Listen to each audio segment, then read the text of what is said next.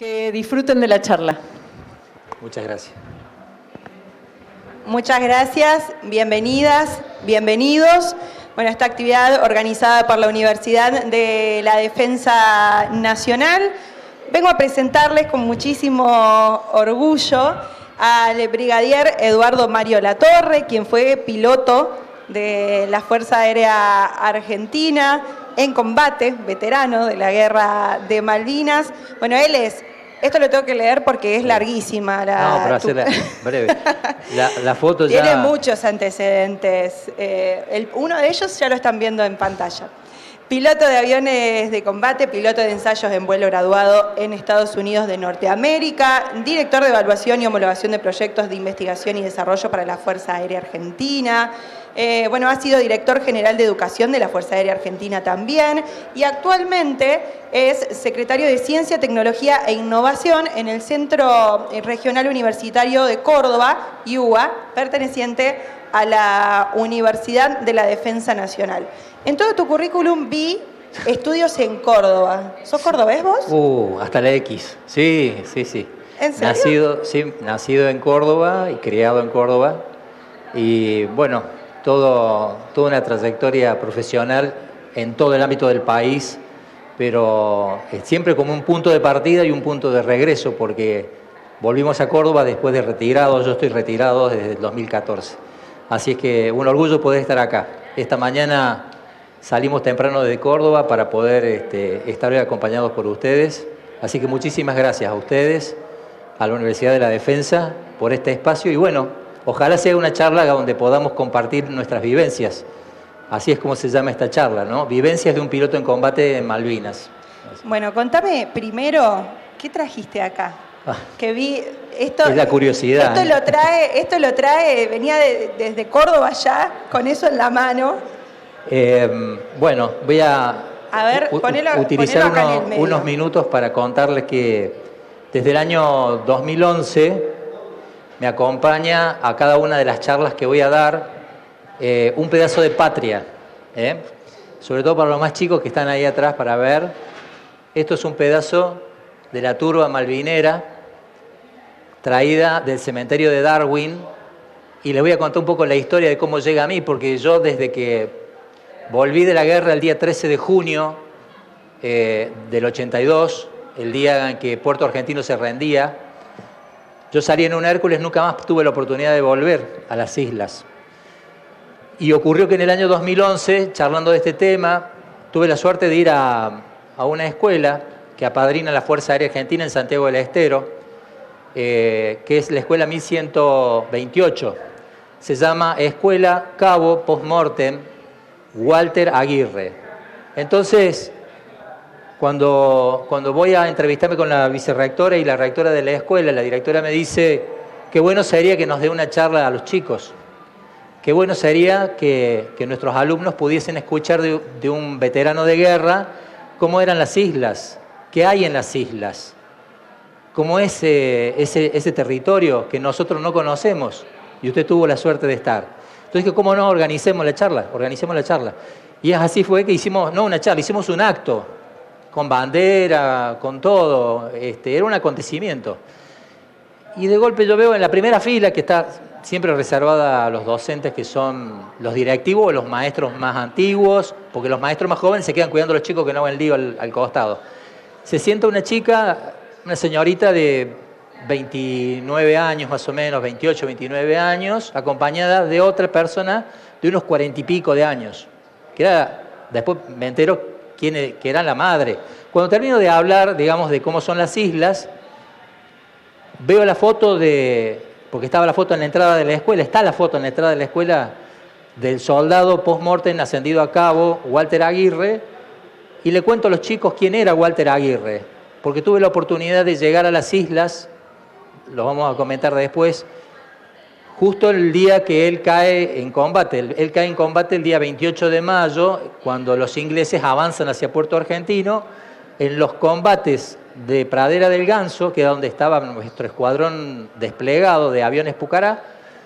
Él encuentra la muerte combatiendo porque vino un Harrier, atacó un Harrier a baja altura, él salió con su fusil a dispararle y él encuentra la muerte con la artillería que lanza el avión, el Harrier, lanzó una bomba beluga, tiene 300 granadas cada bomba de esa y él encuentra la muerte en esas condiciones. De hecho, es héroe para nuestro país desde el año 1998, donde todos los muertos en combate son héroes. Entonces les cuento todo esto y le cuento cómo era la vida del soldado en la Fuerza Aérea y cuál era su misión en la base. Cuando termina la charla, se levantan estas dos personas que yo no conocía quién era, la directora me la presenta, dice, le presento, y escuchen el nombre, a María Soledad Aguirre, 29 años, la hija no conocida del soldado Aguirre, que es el que está en la foto de la escuela. Y yo, la persona que está al lado, soy su madre, María de los Ángeles Morales. Yo estaba casada con él cuando él se fue a la guerra. Y el 22 de abril de 1982, es decir, que todavía Walter estaba con vida, nace su hija, que no pudo conocer sino a través mío, que hablamos de lo que había sido el padre y demás. Bueno, fue muy emocionante, le regalé una maqueta que yo había llevado para hacer relaciones públicas con mi ida a las elecciones y demás. Al día siguiente aparece en mi oficina, donde estaba en la escuelita, y aparece con esto. Y aparece con esto que tengo acá, este pin, este que está acá. Desde entonces me acompañan siempre. Y me dijo, yo tuve la suerte de estar en Malvinas que usted no estuvo. Fui en 1997 a ver la tumba de mi padre. Y la tumba de mi padre no decía Walter Aguirre, decía soldado argentino desconocido o solo conocido por Dios. Así que tomé un pedazo de turba malvinera y hoy se la quiero dar a usted porque a través de usted conocí a mi hijo, me dice. Y bueno, acá la tengo, me acompaña siempre. Y acá tengo el pin que se le da, un pin que tiene la cruz y las Islas Malvinas, se le da a los que tienen familiares fallecidos en combate. El año pasado, en una misión que se organizó a través, digamos, de la Secretaría de la Cancillería Nacional y la Secretaría de Malvinas e Islas del Atlántico Sur, comenzó un trabajo con la Cruz Roja Internacional y se identificaron 121 tumbas que no tenían nombre. Ella dio su ADN para tratar de identificar a su padre y hoy su padre descansa en la tumba 10 del sector norte del cementerio de Darwin. Así que bueno, misión cumplida. Bueno, La hermoso. dejamos acá. Pedacito de patria. Vamos a volver un poco atrás en el tiempo. A ver si encuentro. Estaba agarrando al revés. Una genia. Es la tecnología. Es la tecnología, que debería poder manejarla bien, pero... Mira, ahí tenés el auxilio. Hice lío, me parece. Me pasé de largo. A la primera, por favor. ¡Apa! Ahí está. Bueno, ahí está. Ya está. Prometo no hacer más. Más lío. Te casaste 23 de enero de 1982. Sí, así es. Febrero, luna de miel. Marzo, 23 años. Mi cumpleaños. Tu cumpleaños. ¿Ustedes se acuerdan qué hacían a los 23 años? ¿Qué estaban haciendo a los 23 años? Algunos recién los pasaron. Bueno, ¿se imaginan a los 23 años empuñando un arma letal de 7 toneladas de carga y teniendo que decidir sobre la vida y la muerte? Ese fue el escenario. Contanos vos. Esa fue. Y partiendo de esta foto, contanos vos, ¿cómo era tu vida a los 23? Bueno, ustedes saben que la vida de los años 80 no es como se vive hoy, es decir que un noviazgo era diferente, no se convivía, no se compartía, es decir, esperábamos el matrimonio para decir realmente formamos una pareja. Y si los días previos, o los meses previos, o los años previos, uno era cadete en la escuela de aviación, se encontraba con su novia el fin de semana, porque durante la semana estábamos adentro de la escuela. Así que nuestro noviazgo empezaba los sábados a la tarde, cuando me portaba bien y salía franco, y volvía el domingo a la noche. Es decir, que esperaba este momento de egresar para rápidamente poder contraer matrimonio y así formamos, digamos, nuestra pareja. E empezamos en el año 82 un proyecto de vida, que es formar una familia, truncado por la guerra. Evidentemente, con toda la idea que uno tiene, digamos, de llevar adelante un noviazgo, un matrimonio, nos sorprendió la noticia del 82. Es decir que recién cumplido mis 23, no había alcanzado a terminar de festejarlo, que aparece la noticia de la recuperación de las islas, 2 de abril. Ya en mayo estaba desplegado en las islas en combate. Es decir, todo abril fue un tiempo, digamos, de despliegue y preparación, y como vos decías, empuñando 7 toneladas con una palanca con un disparador y la opción de elegir la vida o la muerte, o ellos o yo. Es así de simple. ¿Cuál fue tu primera misión en las islas? Bueno, la misión del cruce fue el día 29 de mayo, es decir, a ver, para que nos situemos cronológicamente. Las islas se recuperan el 2 de abril, se arma todo el escenario, digamos, de las islas, nosotros desplegamos al sur, es decir, desplegamos a la Patagonia Argentina, particularmente el escuadrón mío, que es el escuadrón Pucará, del cual formé parte como un escuadrón aeromóvil, desplegó a Santa Cruz, el aeródromo de Santa Cruz, y ahí tuvimos las primeras misiones, digamos, de reconocimiento sobre el mar. Es decir, la idea era adelantarnos a qué hacía la flota y antes de que la flota llegara a las islas. Y es así que teníamos misiones de exploración y reconocimiento, pero eran, digamos, con cierto grado de seguridad, porque volábamos en altura, generalmente volábamos con aviones civiles, es decir, aviones que habían sido convocados para la guerra, con matrículas civiles, para no delatar que éramos, digamos, militares que estábamos tratando de identificar la flota.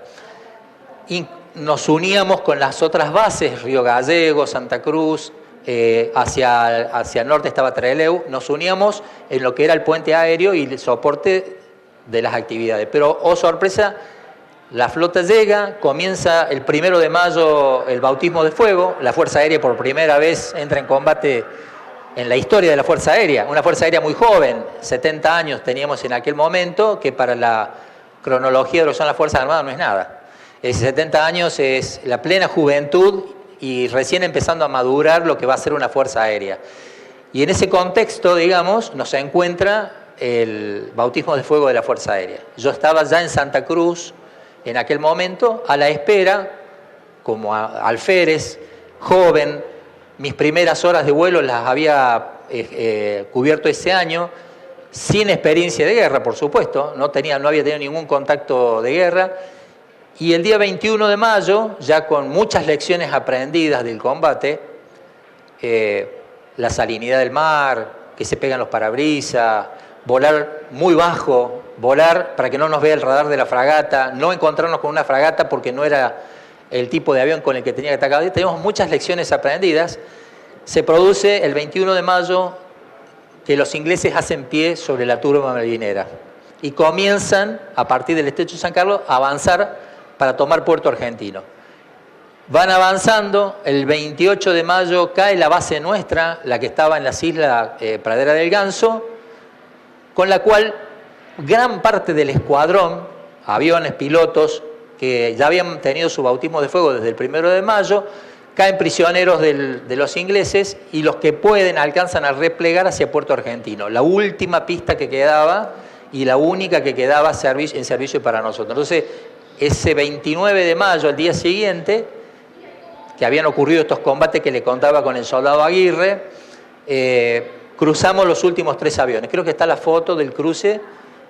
Los últimos 3 Pucará, a ver si... Ahí está. Bueno, ahí estamos los 3 aviones cargados con bombas, volando rasante en el mar hacia las islas. Esta es la misión del día 29 de mayo y en esta misión mi avión es el último que ven, el 514 del fondo. La foto está tomada desde un avión civil, un Mitsubishi, que es un avión que tenía hélices como el avión nuestro, turbohélice, y que tenía una velocidad parecida de navegación. ¿Y por qué nos guía un avión civil con pilotos militares adentro? Porque este avión tenía todavía un sistema de navegación a bordo que se llamaba Omega, que trabajaba con 7 antenas en el mundo y tenía precisión. Nuestros aviones lo único que tenían era la brújula para poder ir en dirección. Y había que cruzar un charco que tenía en el estrecho más corto 470 kilómetros. Es decir que los vientos reinantes en el sur, el mar encrespado y nuestra falta de, digamos, de instrumentos en el avión que nos permitieran llegar con precisión, seguramente el viento con la gran cola que tiene el avión nos iba a hacer derivar. Íbamos a llegar, pero volando una ruta mucho más larga que la ruta recta. Y no teníamos que estar expuestos mucho tiempo. Y no teníamos que consumir mucho combustible. Entonces el avión civil tenía ese sistema, todavía no se conocía la navegación satelital, pero con esta precisión nos acompañó en la mitad del recorrido. Y cuando ya estábamos casi llegando a las islas, 40 kilómetros antes, el avión civil se vuelve. Y nos deja solos, muchachos al frente, que Dios los ayude. Y empieza la lluvia, empieza una mala meteorología, tenemos la que sigue. Vamos a ver los 3 aviones que están en una posición de descenso. Pasaste una. Es, a la anterior. Eso.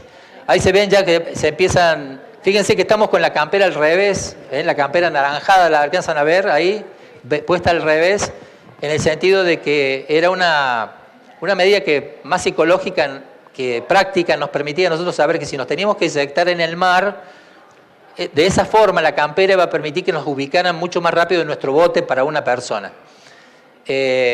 Sabíamos que si nos caíamos al agua, en ese mar, que tiene una temperatura de 4 grados con un viento estable en esa época del orden de los 100 kilómetros por hora, la sensación térmica inmediatamente comienza a producir lo que se llama el congelamiento de los miembros.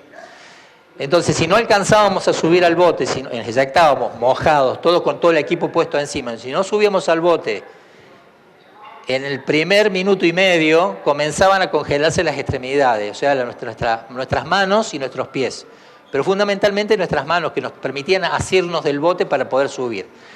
En la foto anterior vieron el oleaje. El oleaje del mar, producido por el viento, se medía por nivel de mar, se llama la altura que hay entre la cresta de la ola y la bajante de la ola. Frecuentemente el mar es mar 3, que significa que entre la cresta y la bajante hay 3 metros de altura o más. En el caso del cruce nuestro, la foto anterior que estaba, digamos, volando rasante, estábamos en esa condición de mar, pero llegaba hasta 6 metros, o sea que era más psicológico pensar en volar, que nos iban a descubrir rápidamente con esto, que físicamente saber que íbamos a sobrevivir. En estas condiciones no podíamos volar alto, porque nos detectaban las fragatas. Acuérdense que ya los ingleses habían hecho en pie en las islas. No podíamos volar rasante, muy bajo, porque se nos salinizaban los parabrisas con la ola. Esto te iba a consultar. ¿A qué altura, cuando vos hablás de los vuelos rasantes, a qué altura tenían que volar para que justamente no los detecten los radares? Los radares. Bueno, a ver, para que te des una idea, Sole tiene el nombre por nombre Soledad. Se llama María Soledad, por la duda, es el nombre de las islas, ¿no? De una de las islas. Bueno, y la altura de la baranda del buque, digamos así, para hacer un término entendible por todos, está alrededor de los 10-12 metros de altura. El radar está en la parte más alta del buque, pero la idea es que había que volar por debajo de la línea de las barandas, cuando están las armas, las artillerías del buque, hacia abajo. ¿Por qué? Porque el radar de la fragata, supongamos que este sea el borde del buque, el radar de la fragata ve hacia abajo y ve todo, o sea, ve los 360 grados como si fuese una burbuja, pero cuando baja y el mar está en esas condiciones, se le produce un empastamiento en la pantalla al que mira, entonces se ve obligado, digamos, a ponerle un límite a la antena bajando. Entonces la idea nuestra era que ese límite era la baranda del buque, nosotros teníamos que volar por debajo de la baranda del buque para no ser detectados. Si calculamos que son 10-12 metros de altura, yo ahora les cuento que desde la base del tanque que ustedes ven ahí en el avión hasta el alto de la cola, la altura del avión volando son 4,5 metros. Si la altura son 10, resten la altura del avión, que no se debe ver, había que volar 3-4 metros de altura con respecto a las olas. Más el oleaje, claro, que hablabas vos, altísimo. Claro. El oleaje tenía un problema, o sea que uno puede tener una sensación de este movimiento de profundidad, donde es muy importante ver el horizonte para no marearse con con esa subida y bajada, o sea, para evitar que uno tenga esta tendencia de hacer esto con el avión. Entonces, si uno tenía un buen horizonte, venía, o sea, se veía hacia adelante, pero nosotros tenemos un horizonte difuso. Ustedes vieron las nubes, chubascos, no se veían bien las islas. Entonces, tratábamos de mantener la línea del 1, el 1 y el 2 a estar más o menos a la misma altura, ninguno por debajo del 1.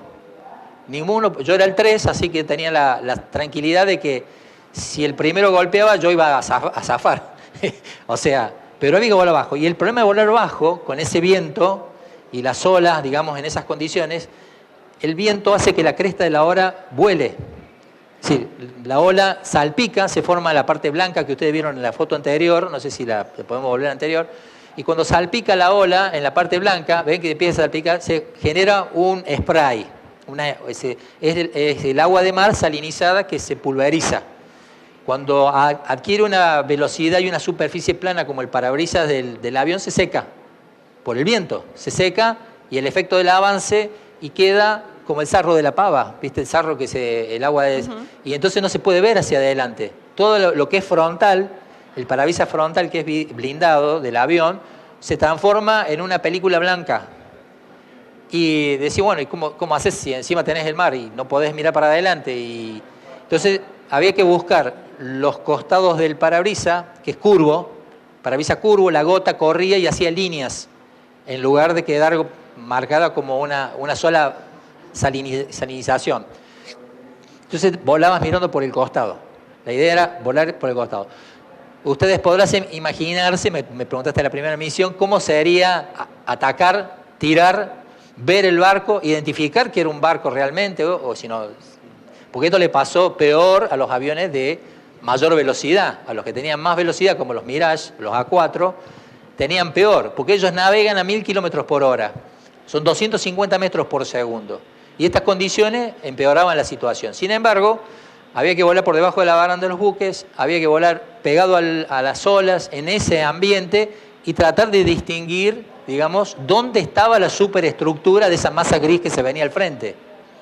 Pocos días hubo de buena meteorología donde se podía atacar en estas condiciones. O sea, es que hubo que planificar muy bien las misiones, saber muy bien la meteorología y en el caso nuestro, evitar por todos los medios de encontrarnos con cualquier cosa que flote. Porque este avión no tiene velocidad como para sobresalir o sobrevivir en un ataque de una fragata. Éramos, digamos, a una velocidad, este navega 4 millas por minuto, cuando la 4 está navegando a 8 y millas a 10.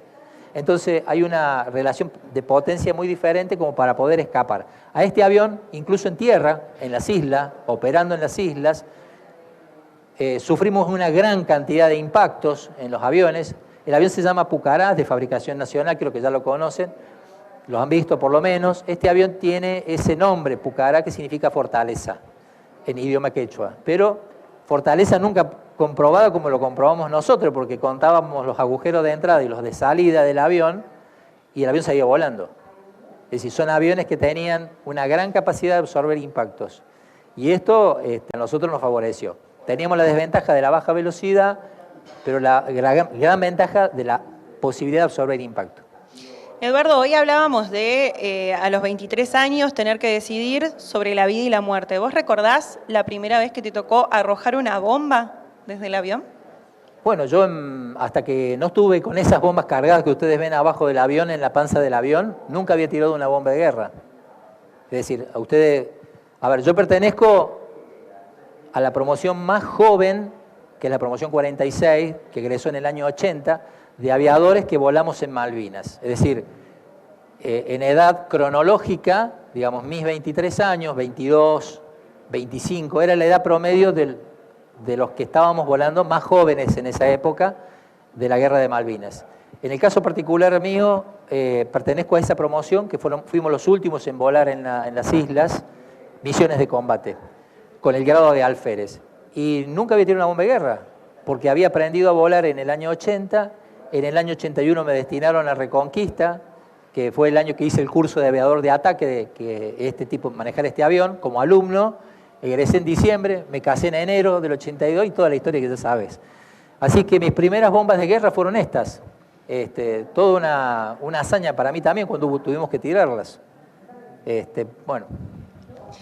Bueno, decías hoy que el 1 de mayo de 1982 fue el bautismo de fuego de la Fuerza Aérea Argentina. Murió un piloto, 6 suboficiales, 14 quedaron muy malheridos. Del escuadrón nuestro. Del escuadrón de ustedes. ¿Cómo fue volver a subirse, conociendo ese panorama, volver a subirse a un avión y seguir luchando? Qué pregunta.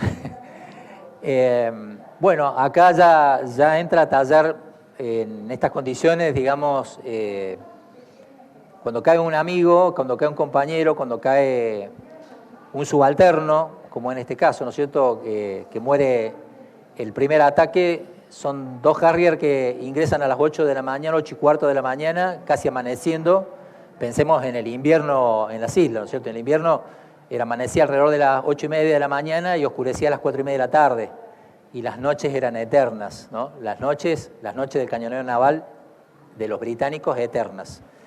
Y entran estos 2 aviones, ya habíamos sufrido el primer ataque en Puerto Argentino con otro Harrier 15 minutos antes, y a las 4 de la mañana un avión Vulcan, 2 aviones Vulcan tiraron 21 bombas en el aeropuerto de Puerto Argentino tratando de cortar la pista, que no lo lograron. O sea que había una alerta, había un estado de alerta. Entonces la desesperación del momento era tener los aviones en el aire, porque aunque parezca mentira, el punto más vulnerable del combate es cuando uno está poniendo en marcha el avión. Pues está atado al avión, ya está, digamos, con todo el equipo de puesta en marcha, todo artillado, todo listo, pero son segundos, minutos que se transforman en siglos, porque uno no puede ni despegar ni quedarse. Bueno, acá decidieron bajarse del avión cuando los Harrier entraron atacando en estas condiciones. Cuando 2 aviones alcanzan a despegar, los 2 que seguían en la cabecera estaban listos para despegar. 2 granadas de esas 300 que trae cada bomba, que son antipersonales y están prohibidas por la Convención de Ginebra, cada una de esas granadas, ¿no es cierto?, produce esquirlas cuando detona.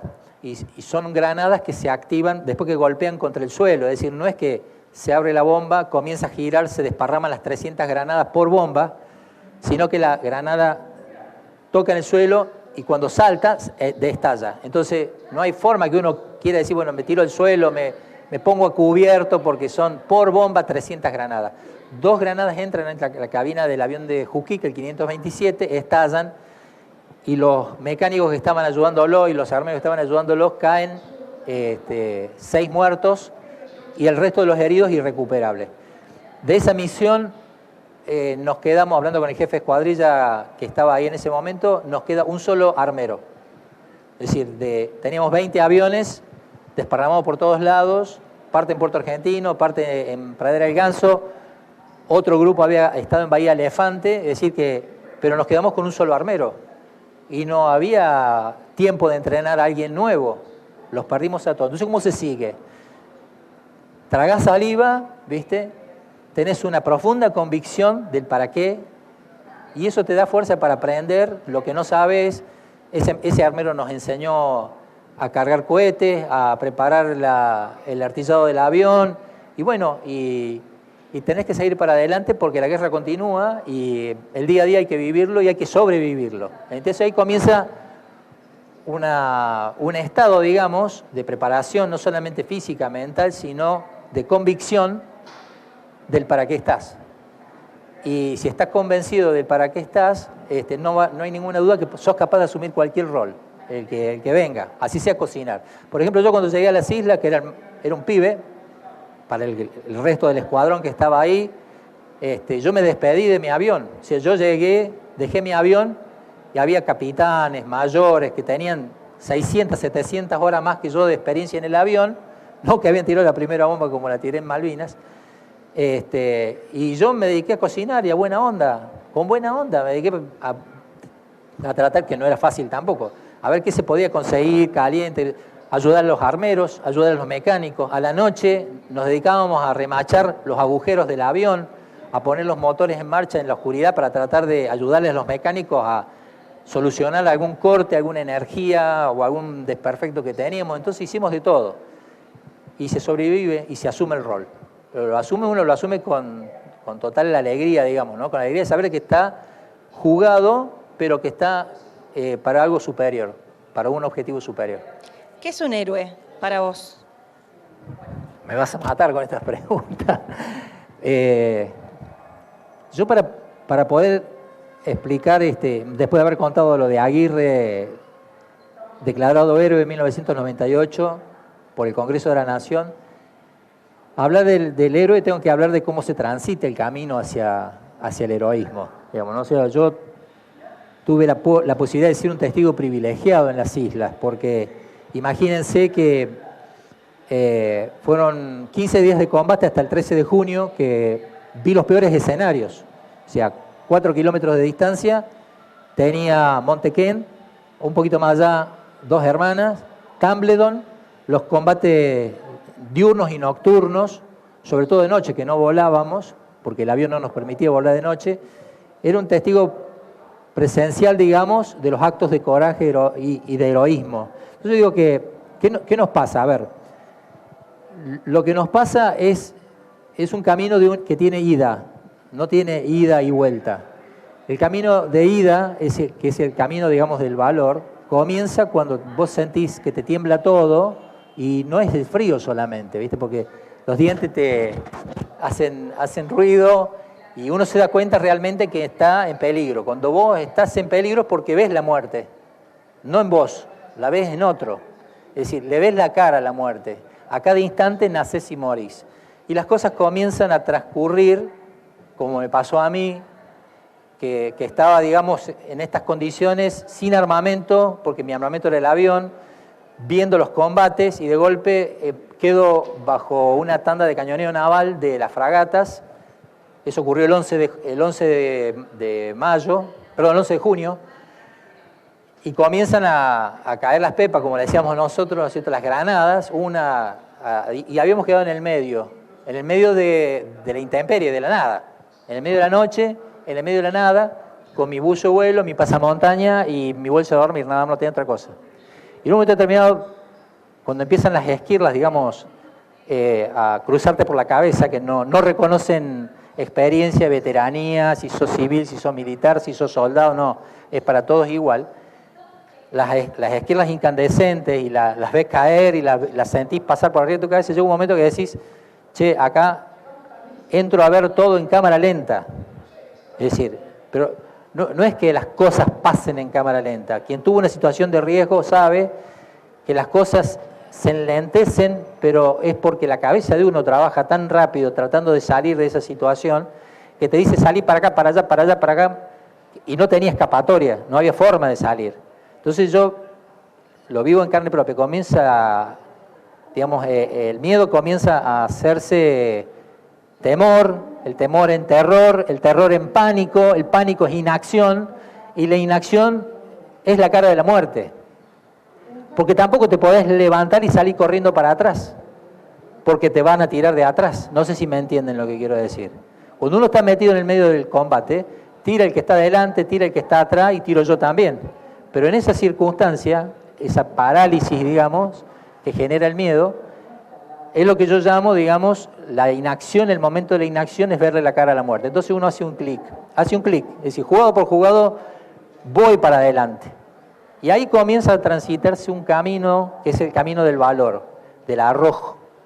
El camino que uno, sin perder la noción de los acontecimientos que están pasando, sabe que está por algo superior a uno. Entonces comienza la entrega. La entrega, esto lo vi en varias circunstancias del combate, la entrega hace que la adrenalina fluya y, digamos, uno comience a caminar ese camino al valor cuya máxima expresión es dar la vida por ese ideal, encontrar la muerte pero luchando, encontrar la muerte pero en ese acto de arrojo y valentía. Y ese arrojo y esa valentía tiene como efecto final el heroísmo. Ahí está el héroe. El héroe es la persona que, enfrentado a la muerte, la supo, digamos, se la cuerpeó y no pudo sobrellevar hasta el último momento, porque así se explica cómo un teniente Esteban del ejército, con un tiro en una pierna, con un tiro en un brazo, hasta que no le pegaron en la cabeza no lo pudieron derribar. y guiaba a sus soldados y los guió en el combate hasta el último momento. Y esa explicación que yo lo pude ver, la entendí, es la expresión, digamos, del fin del camino del valor, donde la muerte te sorprende en la mejor condición de ser humano, que es el de la entrega. Bueno, entonces, pensar en héroes, los héroes quedan allá, están ahí.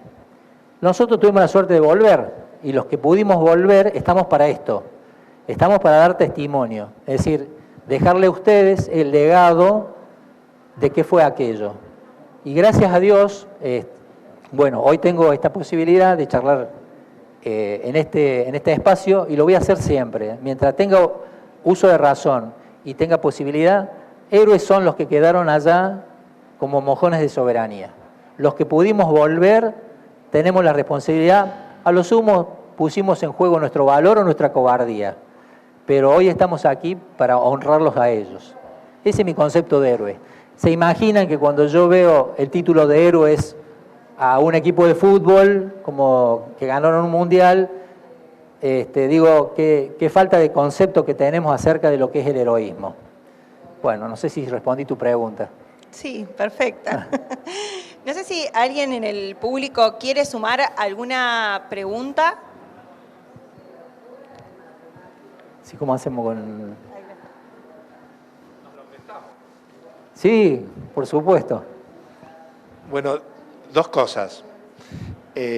Hasta creo que hicieron los ingleses un estudio, porque no podían creer cuál había sido el rendimiento de la Fuerza Aérea Argentina, pensando que se estaba hablando de aviones, quizás el más moderno, de 30 años de viejo.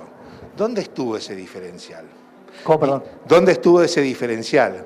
Y en tal caso de usted, cuando hablaba de convicción, ¿qué lugar ocupaba Dios? Bueno, gracias por la pregunta. ¿Puedo hacer una cosa al final? Es una pregunta que se contesta, digamos, que implica un gran desarrollo de vida, pero que se contesta en palabras muy simples. El momento en que el ser humano nace y recibe del hogar la atención de sus padres, recibe también junto con eso un cúmulo de virtudes y de valores que van a adornar el resto de su vida. Es una situación que acompaña al individuo desde el momento que es concebido en la panza de la madre. Es decir, la persona que puede y tiene la posibilidad, digamos, de educarse puede entender mejor esto que dice. Es decir, uno nace con una determinada condición y la va formando a lo largo de la vida, y esos valores y esas virtudes que adornan al ser humano, digamos, los puede ir potenciando de acuerdo a cómo uno oriente su vocación. En el caso de los institutos de formación, en el caso de la Fuerza Aérea en particular, la Escuela de Aviación, hace mucho hincapié en estas cuestiones. Es decir, toma al individuo, toma esa madera, digamos, y la logra tallar de forma tal que llegado el momento, digamos, como profesionales, el momento de la prueba, uno está convencido del ideal por el cual está. Que en este caso es el ideal de la soberanía, no hay otro ideal. Es decir, ¿qué nos lleva a nosotros en semejante inferioridad de condiciones a seguir el combate? ¿Qué le llevaba al soldado Aguirre, que en paz descanse, ¿no es cierto?, con un mes de adiestramiento y sin conocer prácticamente su fusil, a tirarle con su ametralladora a un avión que venía volando a baja altura para tratar de derribarlo? ¿Qué hace, digamos, que yo en esto en particular quiero ponerme en posición también del soldado, porque mi cuñado, el único hermano de mi señora que ustedes vieron en la foto recién, fue soldado en Bahía Fox. Es decir, las dos familias tuvimos a los dos hijos en combate en las dos islas. Yo estaba en la Gran Malvina, él estaba en Soledad. Y esto lo hemos charlado mucho con él, ¿no? O sea que ellos juraron la bandera en las islas. Es decir, los soldados que estuvieron en combate y murieron en combate, juraron la bandera en las islas. Yo la había jurado durante mi carrera profesional. Es decir, joven, con poca experiencia, todo lo que quiera, pero por lo menos tenía formación profesional, convencimiento, estudios, y esos valores los tenía bien acendrados. ¿Qué los llevó a ellos? Si no fue el convencimiento de que estaban peleando por una causa noble, por algo que valía la pena, por algo que realmente es así. Y yo creo que esto, si me permitís, puedo a irme un poquito, digamos, a lo que yo pensaba cerrando la charla, porque no sé cuánto nos queda de charla, pero ¿cómo estamos con hora? ¿Estamos bien? Nos queda un minuto. A ver, cuando el valor y los valores y las virtudes se ponen a prueba, lo que ocurre y aparece son las mezquindades enfrentados a quien al frente de uno no tiene el mismo ideal. ¿Cuál fue la gran diferencia entre el soldado británico y nosotros en la guerra, en las islas? Que ellos fueron puestos en un escenario de combate, incluso ni siquiera integraron la primera línea de combate. Ustedes saben muy bien que la primera línea de combate fueron los gurkhas, los mercenarios nepaleses que forman parte del ejército regular, que estos ejércitos internacionales tienen por costumbre poner al frente.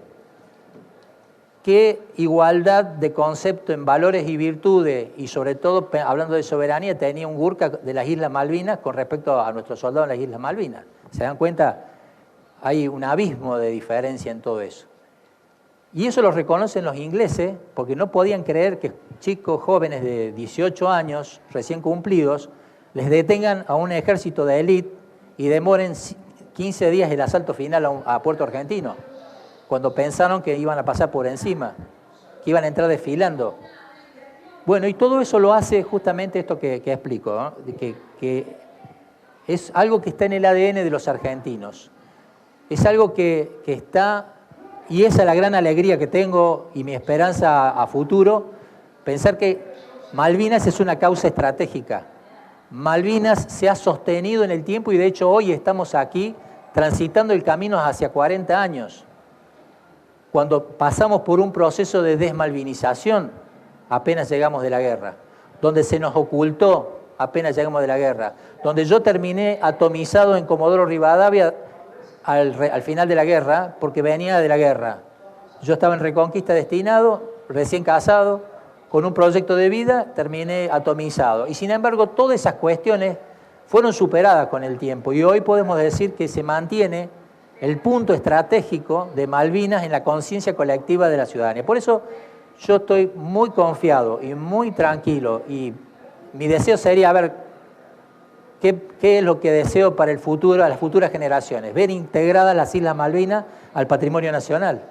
No solamente como son ahora geopolíticamente o geoestratégicamente, sino integrada de veras, es decir, con una población como lo era antes del 82 o como lo era antes de la invasión colonialista británica. Por otro lado, me queda la satisfacción de saber que hoy se está cuestionando el colonialismo en el mundo, ya que no quedan colonias.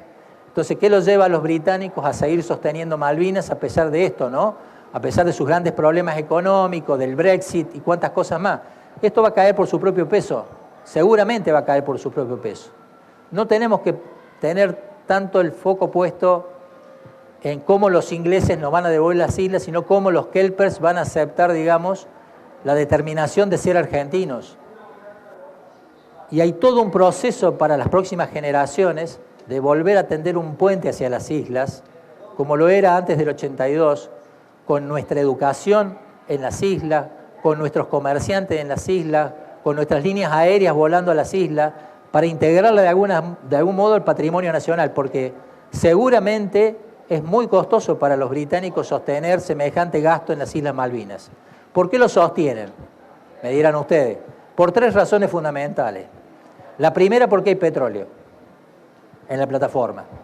La segunda, porque hay krill en la plataforma submarina, que es el crustáceo con el que se alimentan las ballenas, que tiene el valor proteico de la carne vacuna. Y hay como para que se alimenten las ballenas, es decir, hay mucha cantidad, reserva mundial de comida, reserva mundial de petróleo. Y la tercera razón por la cual la están sosteniendo, porque Malvinas es el peaje bioceánico que une el Atlántico con el Pacífico por el sur. Y si uno no quiere pagar el estrecho de Panamá para cruzar, tiene que hacerlo por ahí abajo, con la condición de que cada barco recale en las islas y haga el favor no solamente de pagar el peaje, sino de asistir a los kelpers en todo lo que necesiten, porque ustedes saben que las islas no tienen muchos recursos, no tienen gas, no tienen leña, no tienen material para construcción, se sustenta por lo que los buques pueden traer desde sus viajes.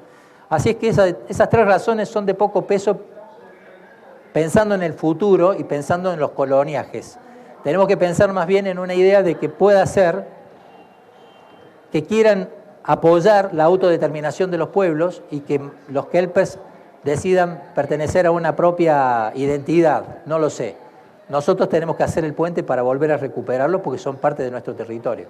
Así que sueño algún día despertarme, quizás no yo, a lo mejor alguno de ellos o los chicos o alguno de los que nos están escuchando sea testigo de eso o pueda formar parte algún día a lo mejor de un equipo diplomático que recupere las islas, ojalá así sea. Sueño con ver Malvinas recuperar el patrimonio nacional. Habló de desmalvinización y qué importante es recordar a nuestros muertos y a recordar a nuestros héroes, pero qué gran momento este para festejar sus vidas. Muchas gracias. Muchas gracias a ustedes. ¿Alguna otra persona que quiera hacer?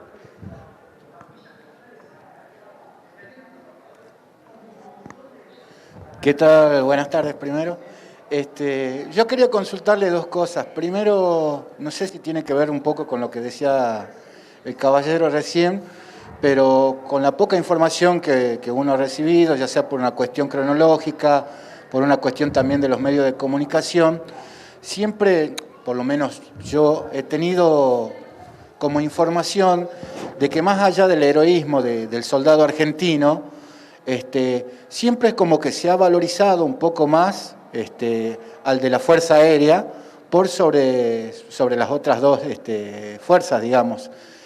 Quería consultarle si usted tiene el mismo pensamiento o si entiende por qué se valoriza o se destaca más al soldado al de la Fuerza Aérea y a la Fuerza Aérea Argentina. Eso por un lado. Y por otro, aprovecho para hacer una segunda pregunta y relacionada con el partido que jugó la selección argentina y la relación con el pueblo peruano. También uno ha escuchado decir de la solidaridad del pueblo peruano, no solo a través del pueblo socialmente en sí y de manifestaciones, sino materializado en apoyo bélico, justamente, sobre todo en la parte de la Fuerza Aérea. Así que serían esas dos consultas. Bueno, empiezo por la segunda, porque vi el partido ayer, me encantó y en el fondo sentía pena porque a mis amigos peruanos, yo tengo compañeros de la Escuela de Aviación la Escuela de Aviación Militar, que son parte de mi promoción de egreso, que son ingenieros peruanos y que formaron parte de mi vida profesional a lo largo de la historia hasta que tuvieron que volver a su país.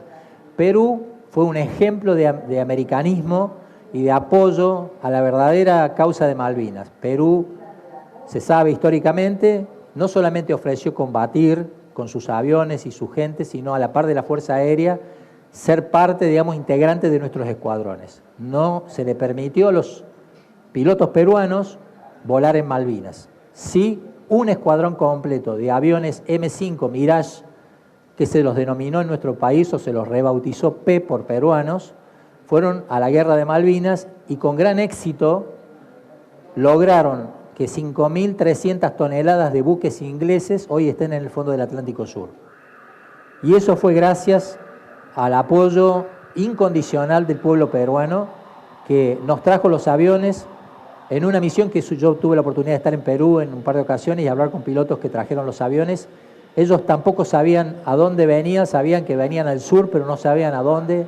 Dejaron sus aviones en resistencia, se subieron a un Hércules con su equipo de vuelo, ahí se enteraron que tenían que dejar los aviones porque pensaban que seguían volando hacia el sur y un escuadrón nuestro lo fue a recibir los aviones, le pintaron las escarapelas argentinas por encima de las escarapelas peruanas, o sea, la celeste y blanca, y los aviones se les puso la línea amarilla para evitar el derribo de la propia artillería, para identificarlo, y con matrícula argentina, pintura peruana, fueron a volar a las islas y lograron el resultado que le acabo de decir. Así que a nuestros hermanos de Perú, eternamente agradecido, eternamente agradecido.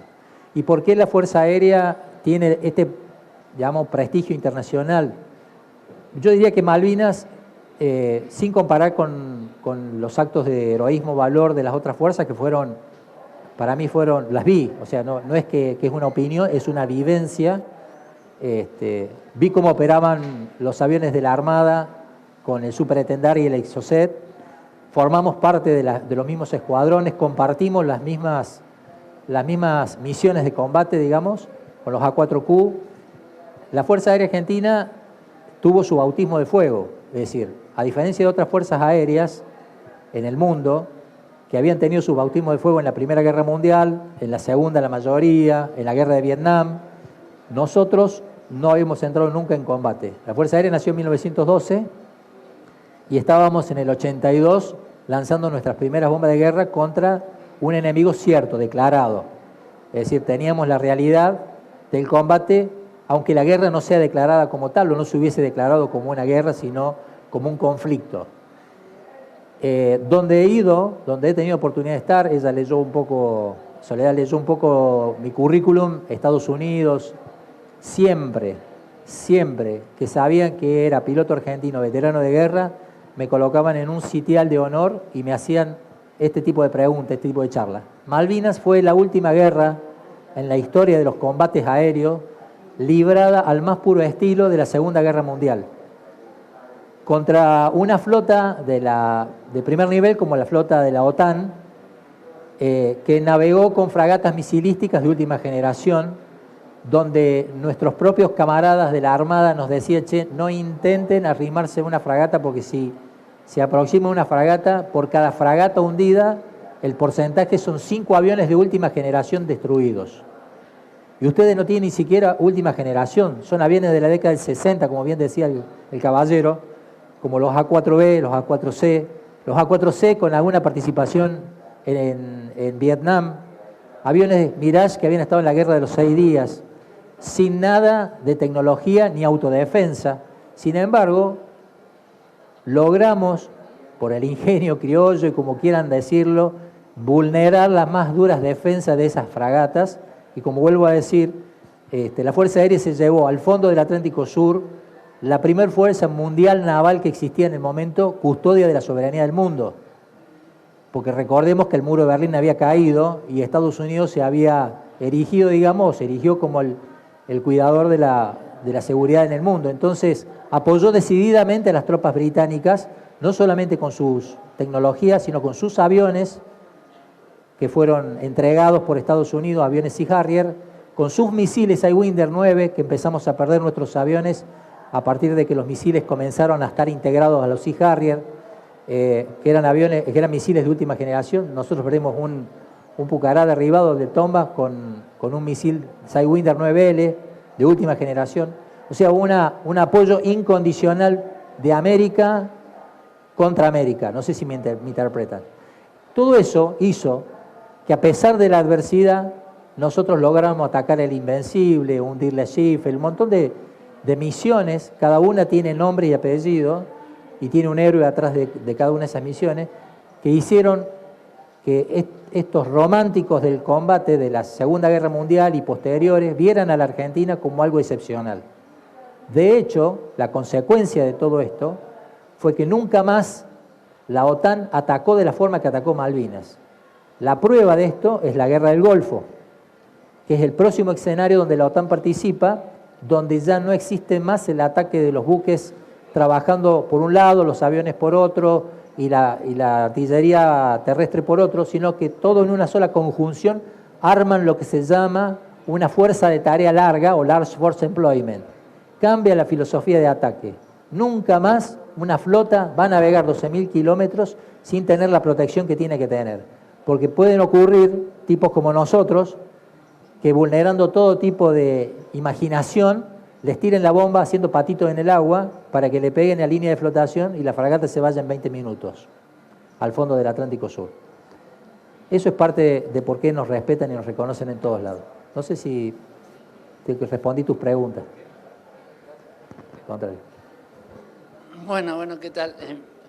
Mi nombre es Esteban Cordic. En conjunción con lo que él dice, yo quería rescatar 2 cositas. En el año 1982, Inglaterra tenía 4 destructores que eran de última generación y que ellos mismos, como miembros de la OTAN o como tercer potencia mundial, decían que se necesitaban 16 aviones para hundir un solo destructor. El Coventry el 25 de mayo fue mandado a pique por 2 aviones A4 del año 63, con 2 pilotos argentinos. O sea que ahí les tiró abajo toda la hipótesis de los catedráticos de Oxford y de todas las mejores universidades del Reino Unido. El Exeter y el Glasgow tuvieron un bombazo haciendo patito, ¿no es cierto? Cosa que no estaba en ningún manual de todos los Johnnies, que son los premios Nobel a la defensa, y quedaron fuera de combate. Y el Sheffield fue el primer buque de guerra hundido por un avión en la historia universal, porque nunca antes había habido un hundimiento de un destructor inglés encima, no estamos hablando ni de ningún otro país, de ellos que fueron la superpotencia de los mares, ¿no? Recibió un misilazo a 35 kilómetros de distancia de un superétendard, que a su vez el superétendard tuvo una estación de servicio voladora que nunca la encontraron, que era un avión de la Fuerza Aérea. Entonces, un Hércules, un KC-130. O sea, un KC-130. O sea que para nosotros que éramos solo conocidos porque habíamos ganado un mundial, nada más, ¿no es cierto? Porque habíamos tenido una pelea con Chile, otro país sudamericano que intervino el Papa, era como que éramos ignorantes, por así decir, homínidos para los señores de la OTAN. Y de pronto que, digamos, sea la Fuerza Aérea la reina de los mares en este caso, ¿no? Porque, sinceramente, hubo otra cosa que les quiero comentar. En Punta Arenas había un radar que era el que monitoreaba toda la salida de los aviones de combate de la Argentina. El 8 de junio, gracias a Dios, ese radar estuvo roto por el lente del radar y estuvo en reparación. Y el 8 de junio, 4 aviones A4 de la Fuerza Aérea les hunden el Sir Tristan y el Sir Galahad, que eran donde estaban toda la crema inglesa de los guardias escoceses que querían llegar a las islas como diciendo que ellos habían ganado la guerra. Y estaban los chaboncitos contentos desayunando cuando les aparecieron estos 4 A4, ¿no? Que los hicieron percha, por así decir. Ese fue el día más negro de la flota. Claro, y eso la firma eran pilotos argentinos con aviones del año 63 que habían participado en la guerra de Vietnam. Cuando ellos tenían los Sea Harrier, que eran de última generación, con ese misil que encima se podía tirar un poco más, era lo último que se lo dio nada más y nada menos que Ronald Reagan.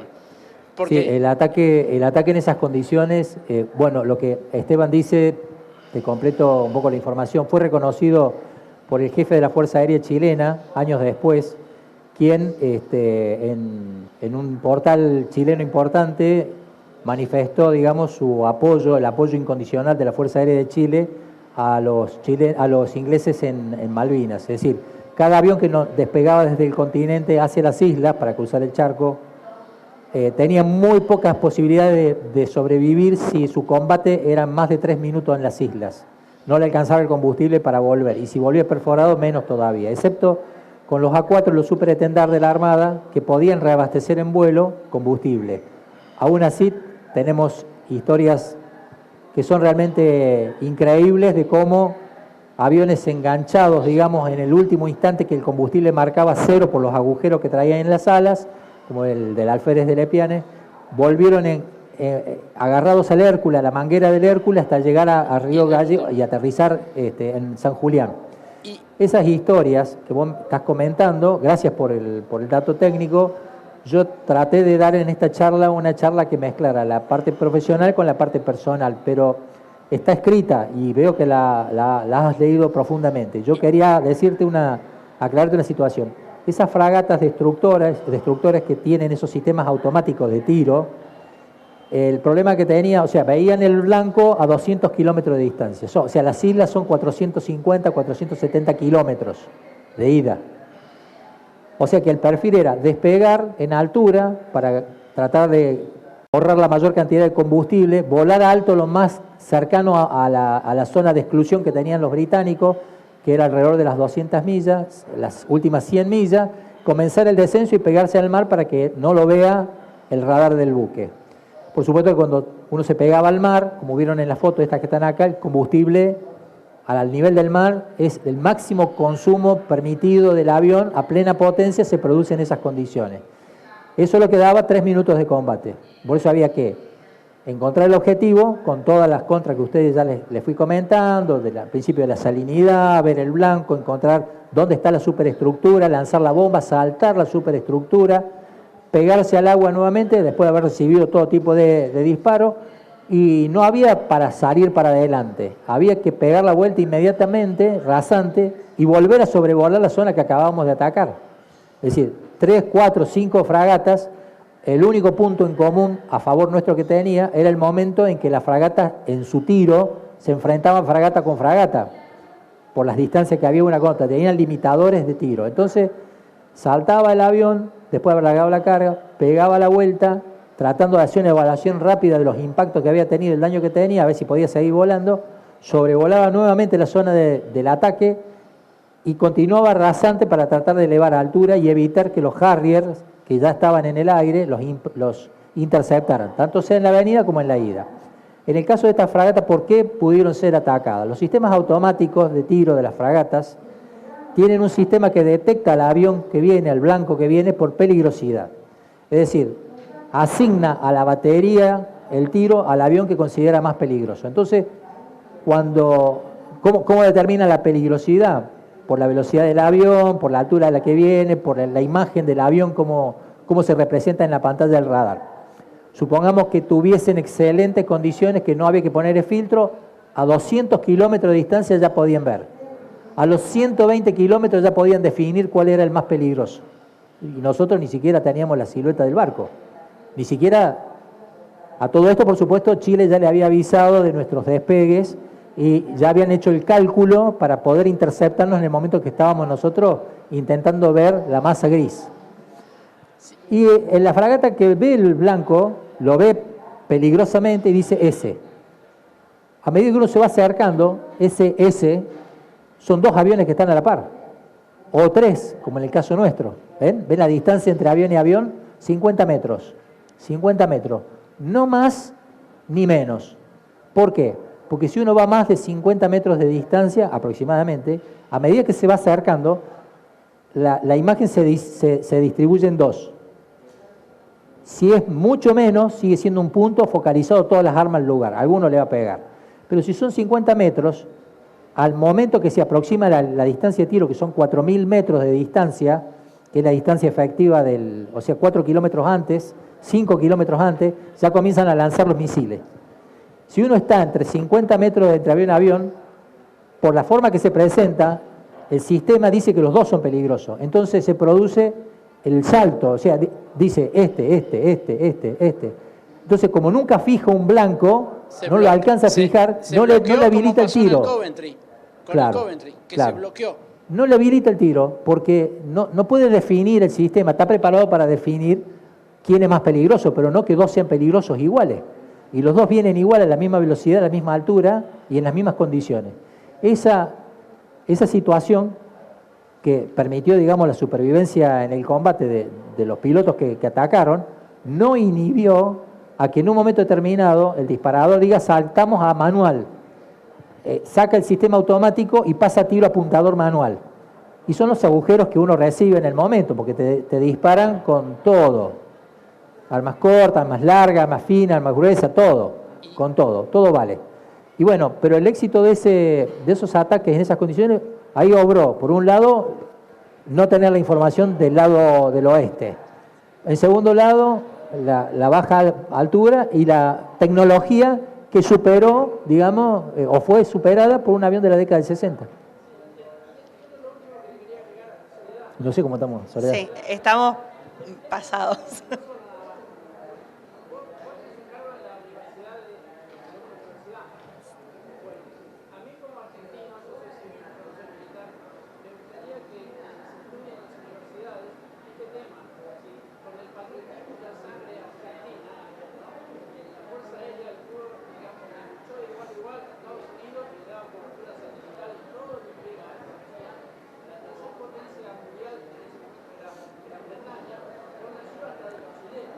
Sí, se da, Eso se estudia. Se estudia.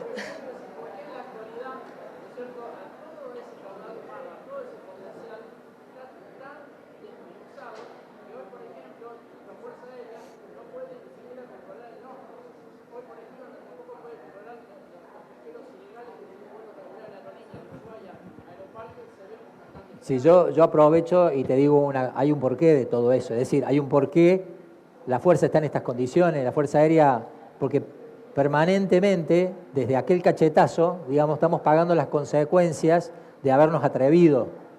Y eso es muy caro. Y fíjate las noticias, la Fuerza Aérea ya propuso, hace varios años ya que viene proponiendo comprar aviones para reemplazar los Mirage, que se desprogramaron, y el que veta la compra es el Reino Unido. El Reino Unido no te provee los asientos eyectables, el Reino Unido no te permite la venta. Entonces, recurrimos a terceros países. Hoy se habla de Pakistán, de comprar el JF-17 en Pakistán, pero siempre hay algún componente que es británico. Y siguen, porque eso significaría volver a despertar a esta posibilidad de que haya un 82. Nosotros estamos lejos de un 82, pero para ellos no, y esto le cuesta mucho. Como te decía, mantener el colonialismo de la isla significa mucho para un país que se ha separado de la Comunidad Económica Europea y está teniendo serios problemas internos. Entonces, ven a esto como un problema. Yo, para terminar, si me permitís, porque creo que nos hemos excedido en tiempo y nos van a correr. Hay una actividad que continúa. Hay una actividad que continúa. Quiero decirte, volver sobre este aspecto, digamos. Yo tengo la certeza que mientras Malvinas sea parte del ADN, va a estar en el corazón de los argentinos. Estamos caminando hacia los 40 años. Y ojalá pudiéramos ver el camino a los 50 ya con un hecho positivo de recuperación de nuestra soberanía territorial. Yo estoy convencido que el tiempo me va a dar la razón. Y no va a ser por las armas. Va a ser en un estrado internacional, va a ser a través de una Cancillería que ya lo está haciendo. Hemos reconocido a todos nuestros muertos. No tenemos un muerto no reconocido que quedaron allá en el cementerio con la bandera argentina. Recordá eso. Esos actos de soberanía son los que nos van a permitir ir recuperando poco a poco, digamos, ese territorio irredento en memoria de aquellos que quedaron para siempre.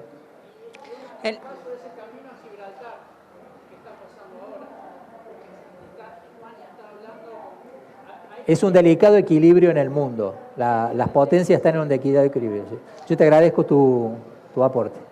Eduardo, para cerrar, te voy a pedir una fecha nada más. Dicen que hay fechas que marcan la vida de las personas. Volviste de Malvinas con 23 años, recién cumplidos, hacía poquito tiempo. Al año siguiente fuiste papá de tu primer hijo, Andrés. ¿Qué fecha nació? Andrés nació, mi primer hijo varón, el 1 de abril del año 83. El día en que se debería haber ejecutado la operación Rosario, que era el desembarco en las islas. Saben que las islas se demoraron 24 horas porque estaban muy malas las condiciones y se recuperaron el día 2 de abril. O sea que Andrés es la consecuencia de una vuelta de la guerra, pero de un proyecto de vida. Para mí fue muy importante eso porque, como les dije a ustedes, en un lugar donde se vive y se muere a cada instante, el hecho de valorar la vida hace que uno piense, si me pasa algo aquí, ¿qué queda de mi esposa? ¿Qué queda de mi familia? ¿Qué queda de mi futuro? Nada. Así es que, coincidiendo con mi esposa, que al regreso, digamos, de Malvinas pensamos en lo mismo, a los dos nos pasó lo mismo, decidimos encargar al primero de nuestros hijos para que llegase y no nos pasase otro Malvinas. Y como recuerdo de eso, Andrés nació el 1 de abril del 83, y para mí es un recordar todos los años aquella gesta. Muchísimas gracias, Eduardo. Bueno, beso enorme a tu esposa, a tus hijos. Y además, desde la Universidad de la Defensa Nacional, les agradecemos haberse sumado a esta charla TED. Les decimos que la causa de Malvinas, que lleva más de 188 años, es una de las causas más justas por las que lucha nuestro país y por la que perdieron la vida muchos de los que, como Eduardo, pusieron el cuerpo en Malvinas. De cada uno de los que estamos acá depende que el reclamo siga vigente por nuestra soberanía. Las Islas Malvinas son argentinas. Muchas gracias.